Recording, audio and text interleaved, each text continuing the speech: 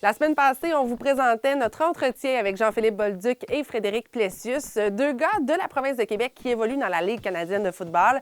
Cette semaine, partie 2, alors qu'on va aller jouer un petit peu dans les émotions des garçons et voir leur passage dans la Ligue canadienne de football. Les gars, j'aimerais maintenant qu'on parle de votre passage dans la Grande Ligue. Lorsque vous avez justement franchi le cap de la Ligue canadienne de football, comment ça s'est passé pour vous? Pour moi, honnêtement, à Hamilton, c'était vraiment une expérience, humbling experience. En français pour la traduction? En français, ça m'a vraiment remis sur terre, les deux pieds sur terre, parce que j'étais vraiment dans un high à l'Université Laval. J'ai été meilleur joueur défensif au pays, j'ai gagné plusieurs championnats. Mais rendu à Hamilton, vu que la majorité du monde venait d'un autre pays, des États-Unis. J'étais un peu... ça a été un peu difficile pour moi de m'intégrer dans la culture de l'équipe parce que mon coach, en fait, c'est un gars vraiment...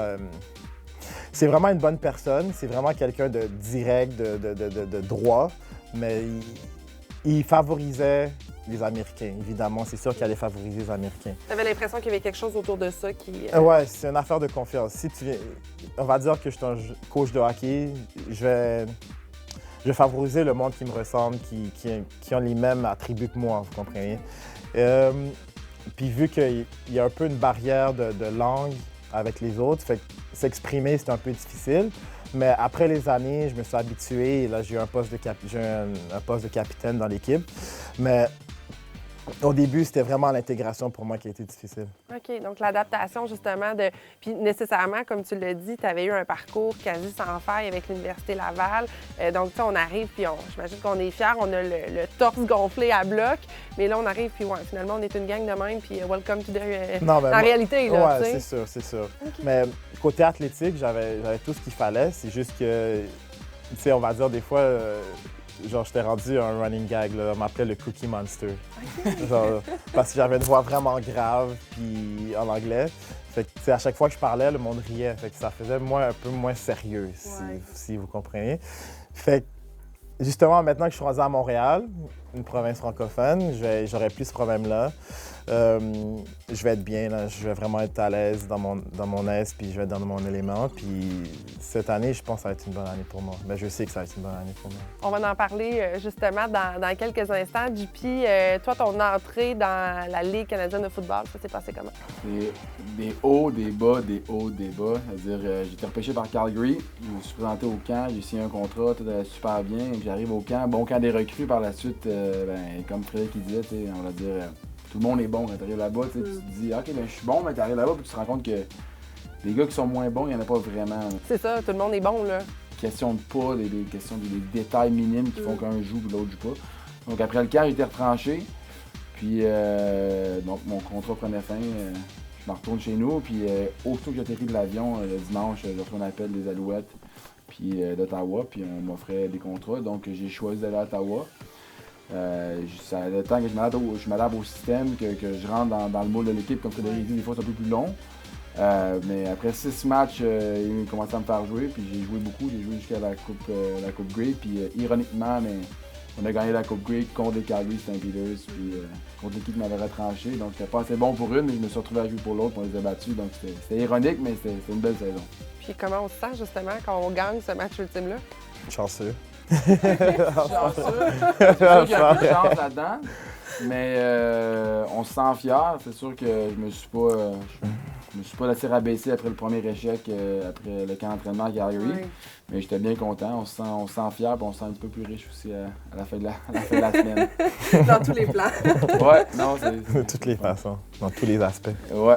Et j'ai une question pour toi, justement. Montréal, les Alouettes, proche de chez vous, qu'est-ce qui fait en sorte que tu as tranché, mis à part les modalités de ton contrat, mais personnellement, qu'est-ce qui fait en sorte là, que tu as été justement pour l'autre équipe versus les Alouettes? Bien, Ottawa, premièrement, avait été à la Coupe Grey l'an dernier. Il avait perdu. Il y avait un carrière vétéran de plusieurs saisons qui a décidé de prendre sa retraite à Louis Burris. Je savais qu'Ottawa est une équipe compétitive. Puis, j'ai jamais été un gars qui a joué à la maison. T'sais. Je suis un gars de Montréal, mais j'ai joué à Champlain au Cégep, j'ai joué à Québec à l'université. Puis les installations à Ottawa sont de première classe, le stade est nouveau, tout est nouveau, c'est vraiment bien. J'avais un gut feeling, comme on dit, que c'était la bonne place à aller. Sans rancune à Montréal, mais je suis pas mal content de mon choix. Là. Et là, justement, un adversaire que tu vas avoir sur le terrain très probablement cet été. Oui, mon kid, mon enfant. Donnez-vous de l'amour là, pendant que ça fonctionne encore. Toi, Fredo, justement, le passage vers les Alouettes, puis te connaissant, je sais que ce moment-là, tu l'attendais. Je sens que le petit garçon va être content de revenir à la maison. Petit garçon. Petit garçon, Ouais. petit garçon. Non, honnêtement, ouais, c'est un cadeau du ciel pour moi. Je suis vraiment content. J'ai beaucoup prié parce que j'aimais pas la situation que j'étais à Hamilton. Et finalement, j'ai atterri à Montréal, chez nous, à la maison. Justement, il faut que je saisisse l'opportunité cette année. Je dois vraiment prendre avantage de tout ce qui m'arrive. Et c'est ça, en ce moment, je pense que je sais que je suis vraiment content, mais je veux pas être trop content ni trop déçu parce que en ce moment, je veux pas me faire trop d'attente. Je veux juste arriver puis faire ce que j'ai à faire comme d'habitude, puis ça viendra quand ça viendra. Mais je sais que quand je vais être sur le terrain, ça va exploser. Je suis content pour toi, mon chum. Merci, man, mon enfant. Merci, man. Merci, man.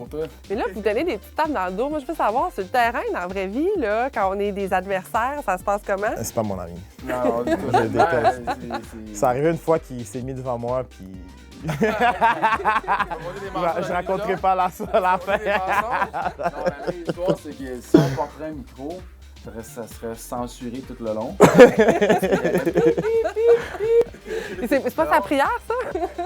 Ouais. C'est ça, donc non, mais moi, j'ai pas ma langue dans ma poche. Frédéric non plus, donc... Non. Mais on discute en... Ben, on discute pas. On interchange en français sur le terrain, donc... Okay. La très grande majorité ne comprennent pas, mais ceux qui comprennent, ils partent à rire parce qu'on a aussi quelques taquineries, mettons. Honnêtement, dès qu'on met un casque de football, on est deux personnes complètement différentes en ce moment. Moi, je suis un talent. Je suis un petit Georges Larac du hockey.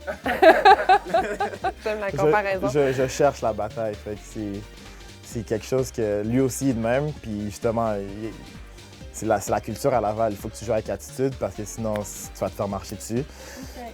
Il y a une chose certaine, vous défendez bien notre sport canadien, on va dire ça comme ça. Messieurs, en terminant, une dernière question, qu'est-ce que je peux vous souhaiter? Qu'est-ce qu'on peut vous souhaiter pour l'avenir dans votre carrière? De la santé. La santé? Ouais. Moi, je pense que c'est bien dit. Je pense que la santé dans ce domaine-là, c'est quelque chose de très important pour nous autres. C'est ce qui nous permet d'avoir une longue carrière puis de bien gagner notre vie. Mais moi, je pense que pour Frédéric, tu peux lui souhaiter de devenir partant. Je pense qu'il le mérite bien. Je pense qu'il est rendu dans sa carrière puis de bien représenter sa ville, ça va être le fun pour lui. Mais pour JP aussi, la même chose. Je te souhaite d'être partant puis de take over la défense. Puis d'être lentement, mais sûrement, comme on dit. D'être le All-Star que tu peux être. C'est bien gentil, mais moi, je te souhaite une très belle saison puis je suis content pour toi. Merci à toi, mon ami. Sérieusement, vous allez quasiment m'émouvoir. Ils sont cute, hein, à se lancer des fleurs comme ça. Les gars, merci beaucoup pour le temps que vous avez pris avec nous. Ça a été vraiment très, très cool. Je pense qu'on aurait pu en parler très, très longtemps. J'espère qu'on va vous recroiser quelque part peut-être là, en coulisses d'un de vos matchs prochainement du côté de Montréal. On ne sait jamais. Peut-être quand tu seras en visite ou un de tes nombreux matchs à domicile. Non, oui, n'importe quand, Sarah. Super. Si tu me demandes des billets, je t'en donne. Yes. Alors, c'est dans la télévision. Ouais, je prends bonne note. Les gars, merci beaucoup. Vraiment, je vous souhaite un gros merde pour la saison à venir.